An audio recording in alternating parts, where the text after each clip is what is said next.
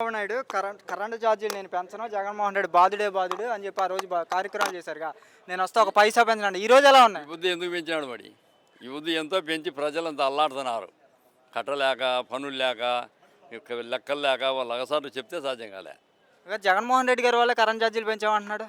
జగన్మోహన్ రెడ్డి ప్రజల మీద అభిమానంగా, బీద వాళ్ళ మీద అభిమానంగా ఆయన ఏంది పెంచాలో సాయం చేసినాడు. కానీ చంద్రబాబు అన్ని అబద్ధాలు చెప్పి ప్రజలను నాశనం చేస్తున్నాడు. మేము ప్రజలకు అన్నం పెడుతున్నాం 5 రూపాయలకి అని చెప్పి చంద్రబాబు నాయుడు అంటున్నాడుగా. ఏదో అక్కడ అబద్ధాలు చెప్పి పెట్టట్లేదు కానీ సున్నం అయితే ఖచ్చితంగా పెట్టాడు. అన్నం అయితే పెట్టలే, సున్నం పెడుతున్నాడు, మూతి కూర్చున్నాడు అంతా. ఇప్పుడు ఆరోగ్యశ్రీ ఎలా ఉంది? ఇప్పుడు ఆరోగ్యశ్రీ యాడుంది? ఆరోగ్యశ్రీ లేదేమి లేదు. యాడుండదు? ఎవరు యాడనో ఒక హాస్పిటల్కి ఉంటే యాదరికి లేదు. గతంలో ఎలా ఉంది జగన్మోహన్ రెడ్డి గారి పాలన, ఇప్పుడు ఎలా ఉంది? గతంలో ఉన్నట్టు అది ఇంకా ఎవరితోనూ కాదులే. ఏ ముఖ్యమంత్రి చేయలేడు. జగన్ రెడ్డికి తప్ప అది ఎవరితోనూ కాదు. ఈ చంద్రబాబు కాదు, అచ్చెన్నాయుడు కాదు, లోకేష్ కాదు, ఎవరితోనూ కాదు చేయలేదు. లోకేష్ విద్యాశాఖ మంత్రిగా ఉండి పిల్లల పట్ల చాలా ప్రేమగా ఉన్నాను, మంచి బట్టలు ఇస్తున్నా, మంచి బ్యాగులు ఇస్తున్నా, మంచి చదువు ఇస్తున్నా అంటున్నాడు. నిజంగా ఇస్తున్నాడా?